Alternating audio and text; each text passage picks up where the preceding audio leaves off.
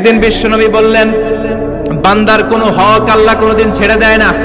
আল্লাহর হক আল্লাহ মাফ করে, বান্দার হকের মাফ নাই।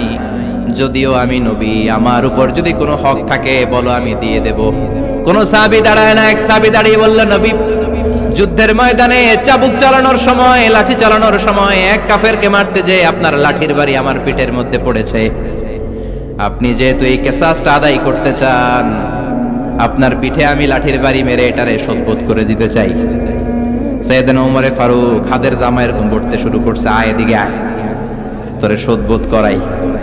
বিশ্বনবী বললেন, ওমর রাখো, এটা বান্দার হক, মিটাতে দাও। বিশ্বনবী বললেন, আসো, তুমি এসে আমার পিঠে লাঠি দিয়ে চাবুক দিয়ে বাড়ি মারো।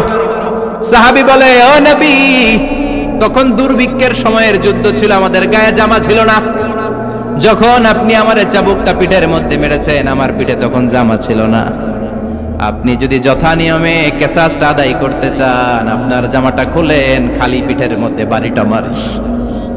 এবার ওমরে ফারুককে ধরে কে, এদিকে আয়, তোরে দেখাইতেছে। বিশ্বনবী বললেন, ওমর থামো, মারতে দাও। বিশ্বনবী উনার জুব্বাটা উপরের দিকে উঠালেন, পিঠের মধ্যে বাড়ি দেওয়ার জন্য ওই সাহাবীকে ডাকলেন। ওই সাহাবী বিশ্বনবীকে পিছন দিক থেকে জড়িয়ে ধরে ওই মোহরে নবুয়তের মধ্যে চুমু দিয়ে ফেলেছে। সাহাবী বললেন, নবী গো, এই নাটক করার জন্য আপনি আমারে মাফ করে দিয়েন। আপনি বিশ্বনবী, উদম গায়ে আপনারে দেখা যায় না, খালি গায়ে আপনারে দেখা যায় না।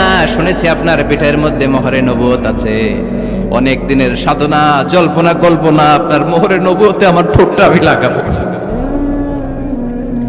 আপনার মোহরে নবুয়তের মধ্যে আমার ঠোঁটটা লাগিয়ে আমার ঠোঁটটারে আমি জাহান্নাম থেকে পরিত্রাণ করাবো। এজন্য প্ল্যান প্রোগ্রাম করে এতক্ষণ আপনার জামাটা খুলতে বলেছি। আপনার উপরে আমার কোনো হক নাই। আমার আব্বা মা, আমার সম্পদ, আমার জীবন আপনার জন্য কোরবান গো নবী।